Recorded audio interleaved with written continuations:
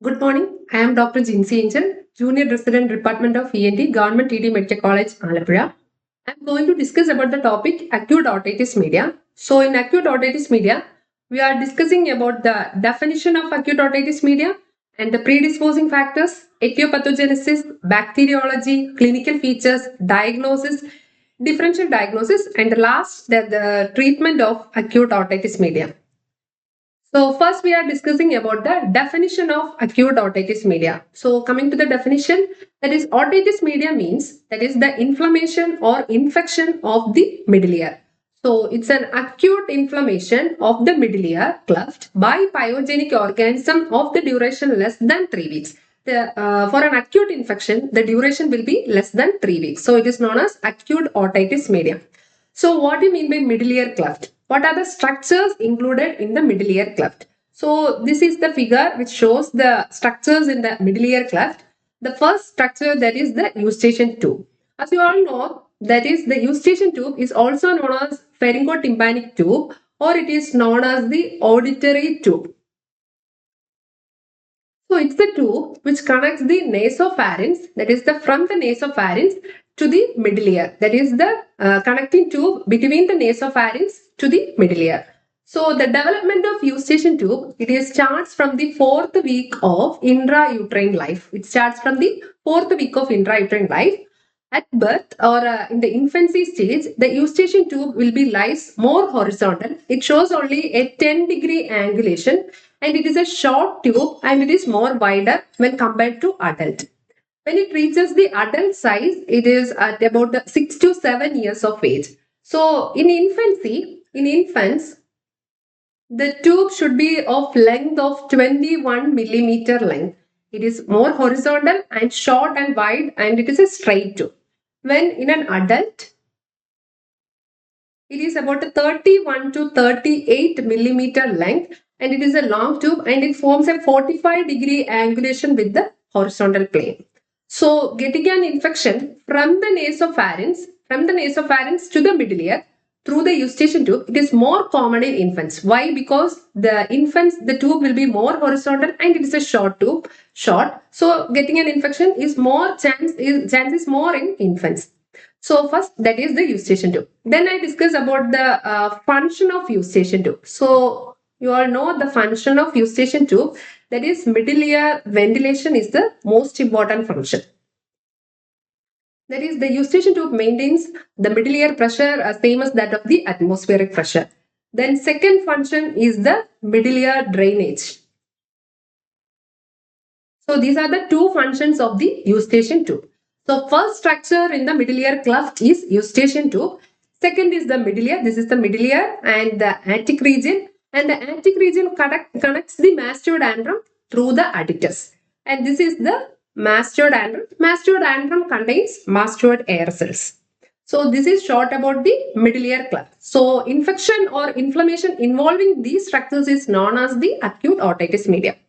So we are coming to this is a second picture that shows the tympanic cavity or middle ear cavity. So you all know that the tympanic cavity has 6 walls, that is the roof, floor, anterior, posterior, medial and lateral wall. Once you remove the lateral wall, that is the lateral wall of the tympanic cavity is formed by tympanic membrane. Once you remove the tympanic membrane, you can see a picture like this.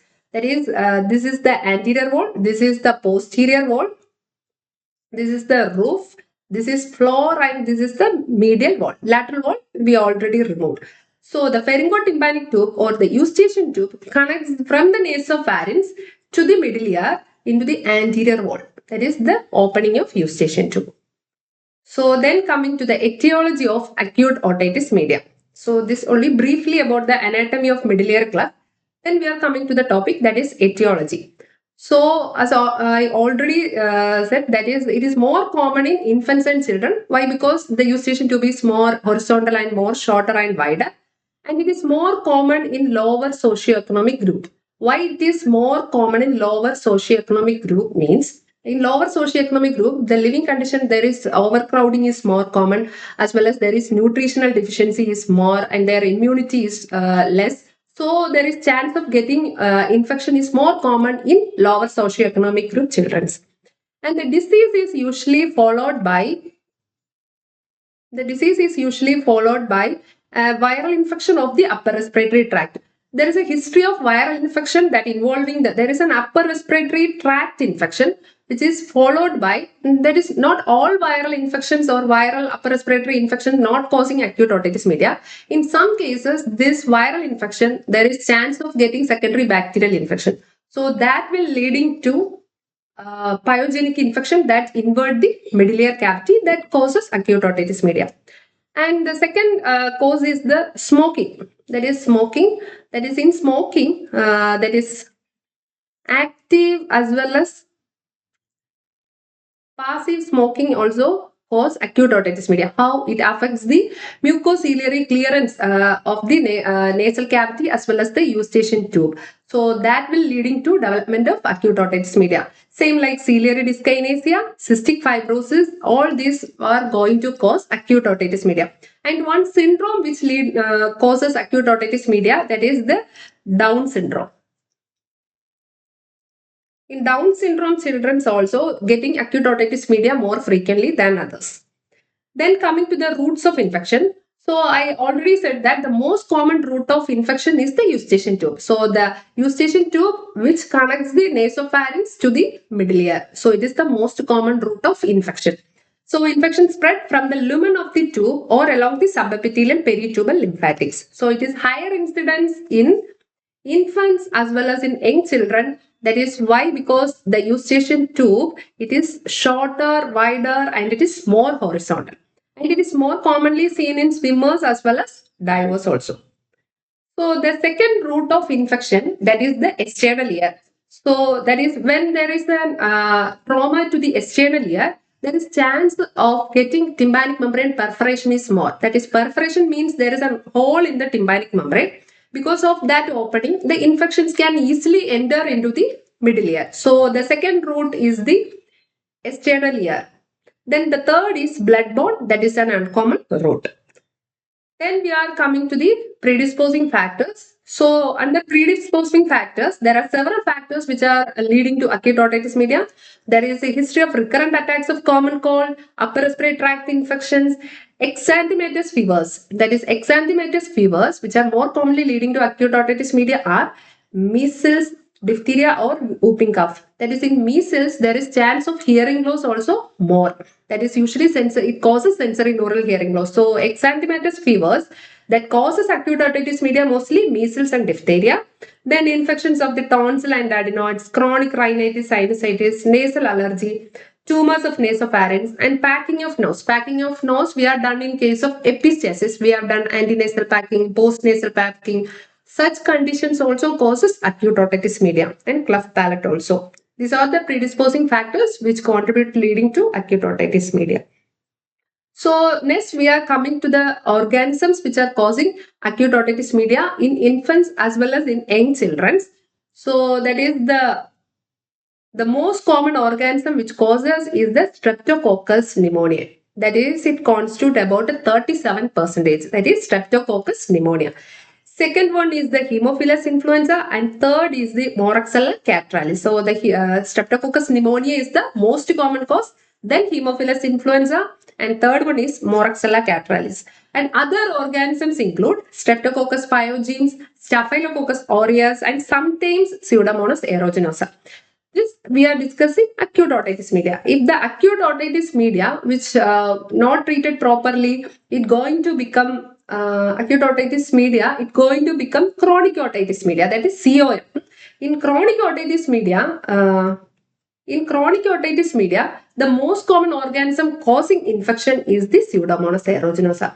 But in case of acute otitis media, it is very rare. But in chronic otitis media, the most common organism causing infection is the Pseudomonas aeruginosa.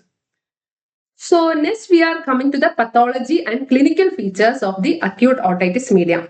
So we are divide the pathology into 5 stages. We have 5 stages. The first stage, that is the stage of tubal occlusion. That is first stage, that is stage of tubal occlusion. That you already said, that is the eustachian tube will be like this. That is the nasopharynx, and here is our middle ear. So nasopharynx and the middle ear. So if there is an infection in the nasopharynx or in the upper respiratory tract, the infection will be enter into the eustachian tube and causes edema and hyperemia of the nasopharyngeal end of eustachian tube, which blocks the tube and leading to absorption of air and leading to negative intratympanic pressure. Leading to negative intratympanic pressure. So I already said the function of eustachian tube is the middle ear ventilation as well as drainage of secretions. So if there is a edema of the eustachian tube, it gets blocks. So because of the edema, there will be negative intratympanic pressure inside the middle ear. So because of that, the tympanic membrane got retracted. So because of this, it leads to retraction of the tympanic membrane with some degree of effusion in the middle ear, but fluid may not be clinically appreciable. That is, the drainage also affected. So there is very minimal amount of fluid also collected in the middle ear, but it is not clinically appreciable. That is the stage of tubal occlusion. So you all know that this first picture, that is the normal tympanic membrane.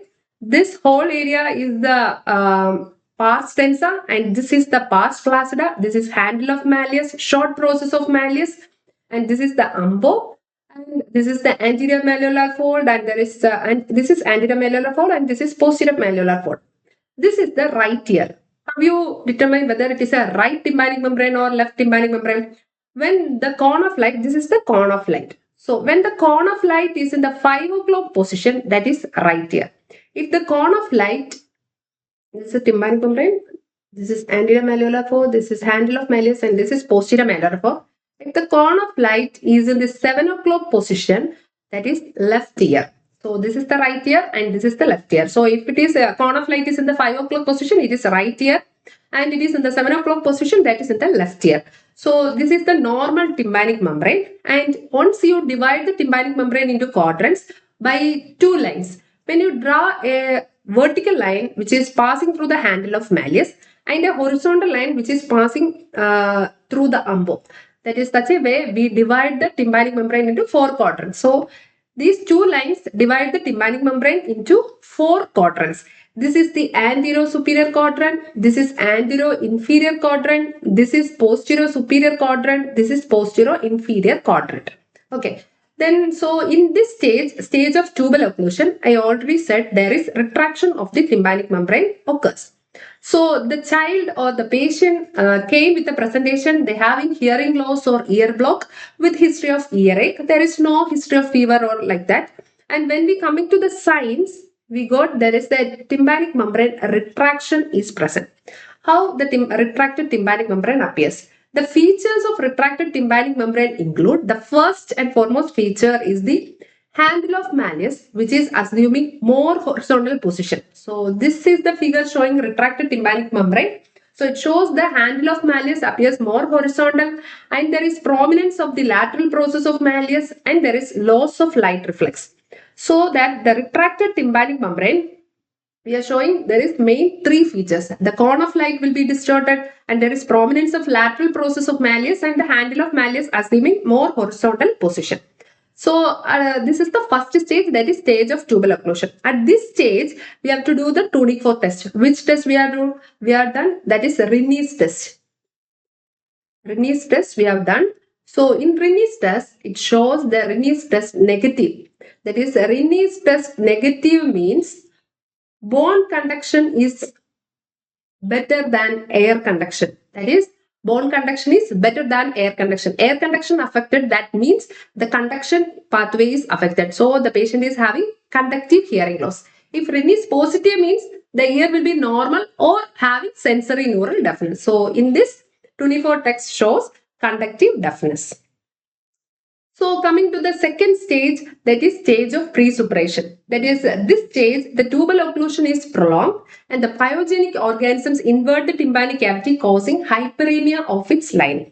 So the middle ear contained inflammatory exudate and the tympanic membrane got congested. Congested means there is red appearance of the tympanic membrane.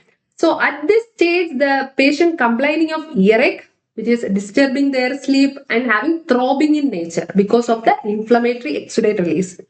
And in adults, they present like hearing loss and tinnitus. In children's, they can't say like they having tinnitus or hearing loss problem. They always cry because of the earache.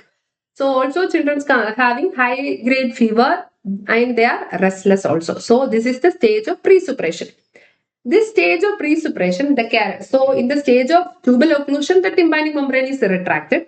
In the stage of presuppression, that is the signs, that is there is congestion of the pars tensa. This figure you are all visible. That is this is the tympanic membrane. This area is the pars tensa and this area is the pars flaccida.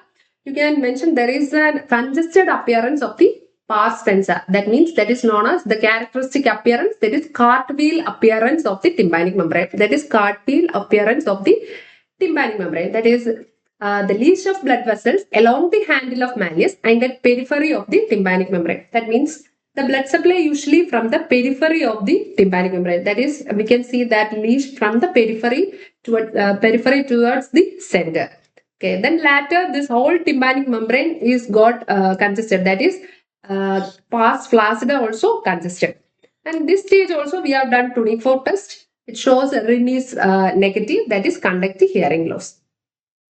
Then next we are coming to the third stage, that is stage of suppuration. So already we covered stage of tubal occlusion, that is tympanic membrane is retracted. Second is the presuppuration where the tympanic membrane is congested, that shows a cartwheel appearance. And third is like a stage of suppuration. In this stage there is formation of pus, there is in the middle ear as well as the mastoid air cells. The tympanic membrane starts bulging to the point of rupture. So this is the figure showing the tympanic membrane. This is right side. This shows the whole pars tensa will be bulged because of the collection of pus inside the middle ear. So this stage the patient complains of earache, which is severe, and they having hearing loss which is progressive and having high degree of fever, having vomiting as well as convulsions also. So the signs include the red and bulging tympanic membrane with loss of landmarks. We can't visible the handle of malleus, a short process of malleus, anterior malleolar fold, posterior malleolar fold. We can't make out that all things. We can only see the red and bulging tympanic membrane, and also shows a nipple-like protrusion with a yellow spot on its summit. That indicates the point of rupture. That is, that point will be going to rupture and release of pus occurs. So this is the stage of suppuration. In stage of suppuration, the tympanic membrane got congested and it will be bulging in appearance, and there is a nipple-like protrusions. That is the point of chance of rupture. So the handle of malleus will be engulfed by the swollen tympanic membrane. In this picture, we cannot make out the handle of malleus because of the swollen pars tensa. So the patient is also, because there is a collection of pus in the middle ear as well as in the mastoid air cells. So the mastoid antrum shows the tenderness. So when we are taking X-ray, it shows there is clouding of air cells that I discussed later. Then the treatment of this stage will be myringotomy is indicated. Myringotomy is a surgical procedure that also I discuss later. So coming to the fourth stage, that is stage of resolution. That is stage of resolution means when the tympanic membrane ruptures, there is release of pus. Because of the release of pus, there is subsidence of the symptoms of pus. So there is resolution that is resolving, that indicates there is resolving of inflammatory process. So in some cases, it will be resolved without rupture of tympanic membrane. If we start the treatment at the stage of tubal occlusion or at the stage of presuppuration, there is chance of tympanic membrane rupture is very less. But if the tympanic membrane ruptures, there is chance of leading to chronic otitis media is more. So resolution even without rupture of tympanic membrane if proper treatment started early or if the infection is mild. So this stage of resolution, we have the symptoms, that is because of evacuation of pus, the patient is symptomatically better because they are not complained of earache, fever comes down and child feels better. Signs include, that is the external auditory canal contain blood-tinged discharge or mucopurulent discharge. That is blood-tinged mucopurulent discharge will be seen in the external auditory canal because of the ruptured tympanic membrane. And we can make out a small perforation in the anterior-inferior quadrant of the pars tensa. That is, this is the tympanic membrane. This is right side. That is, the cone of light is in the 5 o'clock position. So I already said that is how we divide the tympanic membrane quadrants. There is a vertical line passing through the handle of Malleus and a horizontal line passing through the umbo. We divide it into quadrants. This is the anterior superior quadrant, anterior inferior quadrant, posterior superior quadrant, and posterior inferior quadrant. There is most commonly the perforation is seen in the anterior inferior quadrant. So if there is a small perforation, or small perforation means it only involves one quadrant of the tympanic membrane. If it is involve more than one quadrant, that means medium size perforation, or it can involve the all quadrants, that is large central perforation. So there is a small perforation we can make out in the anterior inferior quadrant of pars tensa. Then there is hyperemia of the tympanic membrane subside. There is a tympanic membrane coming to normal color, normal appearance, and normal landmarks also visible. So coming to the fifth stage, that is stage of complication. In stage of complication, because there is the virulence of organism is high and the resistance of the patient is poor, it can lead to complications. It can go into chronic otitis media, acute mastocytitis, facial paralysis, labyrinthitis, petrositis, extradural abscess, meningitis, brain abscess, or lateral sinus thrombophlebitis. These are the complications of acute otitis media. So these are the 5 stages of acute otitis media and their symptoms and as well as the signs. Okay, that is stage of tubal occlusion, pre-suppuration, suppuration, as well as coming to the resolution phase, and we are coming to complication stage. So the most common complication in acute otitis media is the acute mastocytitis. So in case of acute mastocytitis, if the child is having mastoid tenderness, in case of acute mastocytitis, the child present like this. This is the mastoid region. The mastoid region, there is a redness of the skin. There is local rise of temperature will be present. There is edema of the mastoid region. So that is known as there is ironing sign of the mastoid region. So this presentation, we should take the X-ray. Which X-ray we should take? That is, we should take a X-ray mastoid bilateral loss view. This is the X-ray view we taken. This X-ray, that is the X-ray mastoid bilateral loss view of a normal patient is given. So this is the external auditory canal, and this whole area is the mastoid andra. So we can see the mastoid air cell. There is a honeycomb appearance. This is the mastoid air cell. That is the normal appearance. This area is the temporomandibular joint. So if there is an acute mastoiditis, there will be collection of pus inside the mastoid air cells. So there is clouding of air cells that will be seen. We can make out like this. X-ray will be like this. There is, because of the clouding of air cells, there is more haziness will be present in X-ray bilateral loss view. If the patient is having acute mastoiditis, we should check the blood counts also. If the count is elevated, we should admit the patient and start IV antibiotics. So we come to the treatment of acute otitis media. So first is antibacterial therapy. That is, antibiotics is the most important treatment of acute otitis media. So it is indicated in all cases of a patient with fever as well as having severe earache. If the child is having severe fever as well as high-grade fever with severe earache, we start with the antibiotics. So I already said the most common organism is Streptococcus pneumoniae and Haemophilus influenza. So the drugs we are given are ampicillin. The dose will be 50 milligram per kilogram per day in 4 divided doses, and amoxicillin will be 40 milligram per kilogram per day in 3 divided doses. So if the patient is allergic to penicillin, we can give clotrimazole or erythromycin. In beta-lactamase producing Haemophilus influenza or Moraxella catarrhalis, we start amoxicillin clavulanate, cefuroxime-acetyl, and cefixime. So cefuroxime-acetyl, cefixime, or Moxclav or amoxicillin clavulanate we start. So antibacterial therapy should be continued minimum for 10 days. That is, after 10 days, it regains the normal appearance and hearing retains to be normal. So we have to given up to 10 days. Early discontinue will leading to relief of earache and fever. Therapy in inadequate doses will leading to otitis media with effusion and residual hearing loss. That is the completely not resolved. There will be collection of fluid in the middle ear, that is otitis media with effusion and having residual hearing loss. Then second is the decongestant nasal drops. We are not giving ear drops in case of acute otitis media. We are giving nasal drops. Why? Because the most common route of infection is the eustachian tube. Eustachian tube edema. First, we have to relieve that edema. Then only patient get better relief. So we are giving ephedrine nose drops 1% in adult and 0.5% in children. Most commonly, we are given oxymetazoline and cyclometazolin nasal drops. We are giving these drops for children as well as for adults to relieve the eustachian tube blockage, edema, and promote the middle ear ventilation as well as the drainage. Then the third is oral nasal decongestants, that is pseudoephedrine, that is 30 mg twice daily, or a combination of decongestant and antihistaminic may achieve the same result. Then, of course, we are giving analgesics and antipyretics. Usually, we give paracetamol to relieve the pain and bring down the temperature. We can give syrup ibuprofen also in children.